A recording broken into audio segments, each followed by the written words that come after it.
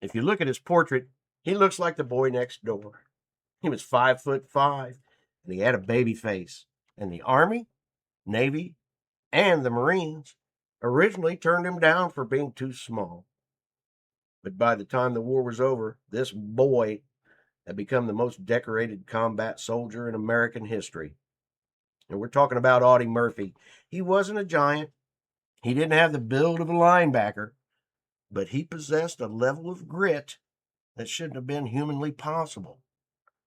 Today, we're peeling back the legend to see how one man became an entire army's worth of trouble for the German forces.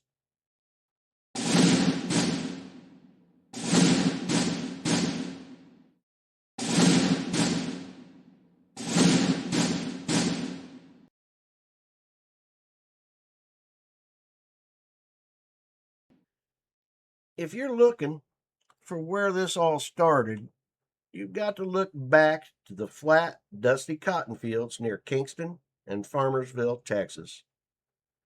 Born into a large, struggling sharecropper family, Murphy's early life was defined by extreme hardship. He dropped out of school in the 5th grade to work and support his siblings after their father left and their mother passed away. That grit he learned in the fields of Texas would eventually serve as the foundation for the most decorated combat soldier in American history.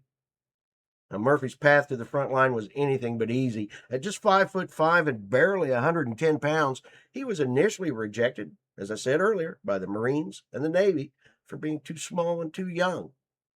He finally got into the Army with the help of his sister by falsifying his birth date.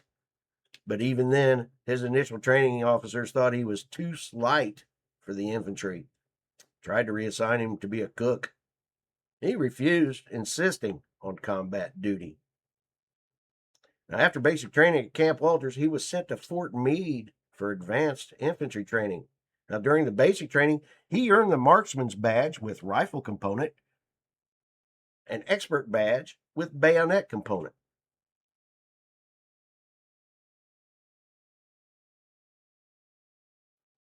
After advanced infantry training, he was shipped off to Casablanca in French Morocco.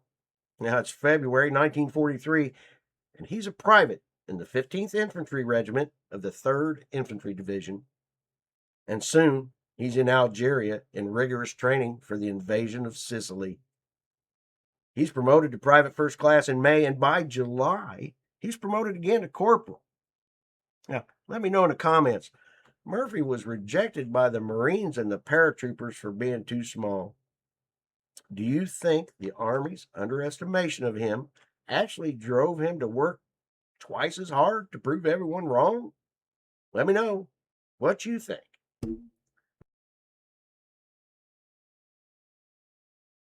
Now, when the 3rd Infantry landed at Licata, Sicily on 10 July, Murphy was a division runner. He's on a scouting patrol. He killed 2 fleeing Italian officers near Cannacati. Now, we can spend days talking about the many skirmishes and battles Murphy was involved in. Let's just say it this way. He's fighting, killing, and capturing, and by 13 December 1943, Murphy is promoted to sergeant. And the following month, in January 1944, he's promoted to staff sergeant.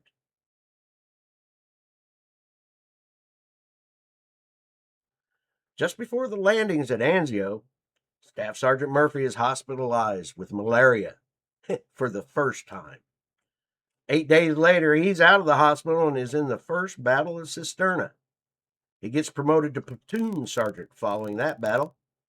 In March, he's leading his platoon, and they kill the crew of a passing German tank. He receives the Bronze Star with V device for his destruction of the tank with rifle grenades. Now, he didn't have a secret weapon. He had a natural, terrifying ability to keep his cool when the world was literally exploding around him. But on the battlefield, he was a ghost that the enemy couldn't hit.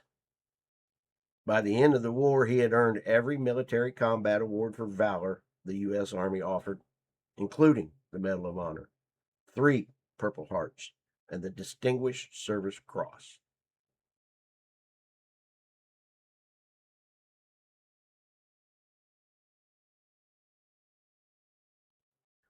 Now, this is the scene and the action that most of us know about Audie Murphy, and it's January 26, 1945, Holtzwihr, France. Murphy's company is down to a skeleton crew. They're facing an entire German infantry company supported by 6 panzers. It's a total slaughterhouse.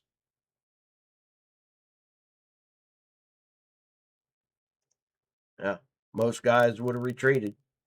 Murphy, he ordered his men to fall back, but he stayed. He climbed onto a burning M10 tank destroyer, jumped behind the 50 caliber machine gun, and started laying waste to the German line.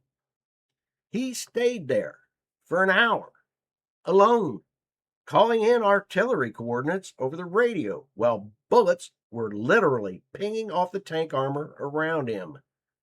He single-handedly stopped an entire German advance. He wasn't just fighting, he was orchestrating a symphony of fire. Now, we've talked about guys like Carlton Barrett and Theodore Roosevelt Jr., who took charge when the system failed. Murphy was the same. But here's the reality. Guys like Murphy didn't just carry a medal, they carried the war home with them. He didn't just have one moment of glory, he spent years fighting, getting wounded, and going back to the front. He is the perfect example of what we call gallantry, the ability to act, to lead, and to survive when the odds hit rock bottom.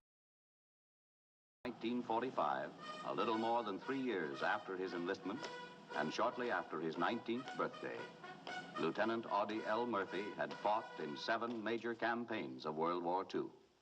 He had been awarded 3 Purple Hearts, a Bronze Star Medal, a Bronze Star Medal with a Bronze Service Arrowhead, a Legion of Merit, 2 Silver Star Medals, the Distinguished Service Cross, and from the French government, 2 Croix de Guerre with Palm, and the Legion of Honor Chevalier. On this memorable day in his life, he was awarded his country's highest decoration, the Congressional Medal of Honor.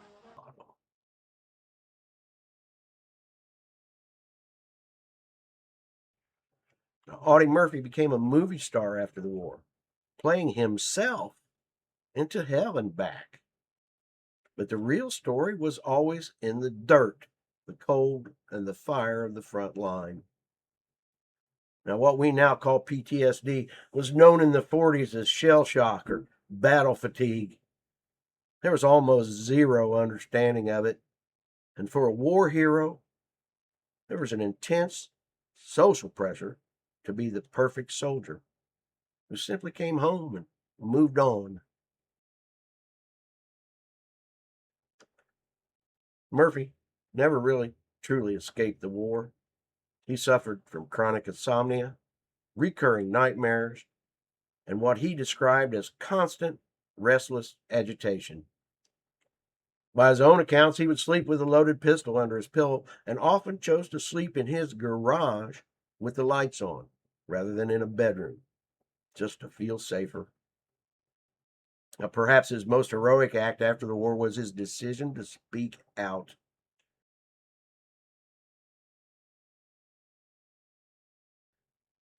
In an era where veterans were expected to suffer in silence or be labeled weak for showing signs of mental strain, Murphy became a vocal advocate for returning vets. He spoke candidly about his struggle with addiction to sleeping pills, which he famously quit cold turkey to break the cycle, and pressured the government to provide better care for those suffering from the psychological wounds of war. Now, it's sobering to realize that the man who held off an entire company of German infantry by himself was, in his own words, never really free of the combat experience. It adds such a layer of complexity to his film career. When you watch him in those later westerns, you're often seeing a man who wasn't just acting, he was carrying a real heavy history. On 28 May 1971, Audie Murphy was killed when the private plane in which he was a passenger crashed into the side of a mountain 16 miles northwest of Roanoke, Virginia. In conditions of rain, clouds, fog, and zero visibility, the pilot and 4 other passengers were also killed. On June 7, 1971, Murphy was buried with military honors at Arlington National Cemetery. Now, the headstones of Medal of Honor recipients buried at Arlington National Cemetery are normally decorated in gold leaf. Murphy previously requested that his stone remain plain and inconspicuous, like that of an ordinary soldier. His is the second most visited grave in Arlington after that of President John F. Kennedy. And that says it all. The fact that he wanted not to stand out in his death, but only to be remembered as a soldier, one of the men.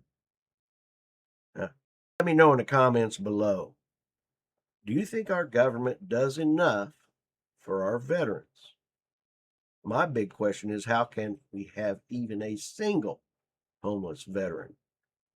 It is truly my belief that anyone who fought for our country should be taken care of, especially those wounded and traumatized. Let me know how you feel in the comments below. Hey, and if you missed any of our previous heroes, go back into the archives. You'll see the same never say die DNA that Murphy had in spades. My name's Kenny. This is Gallantry in Action. Leave us a comment, a like, and subscribe if you feel the need to. We'll see you next time, and stay legendary.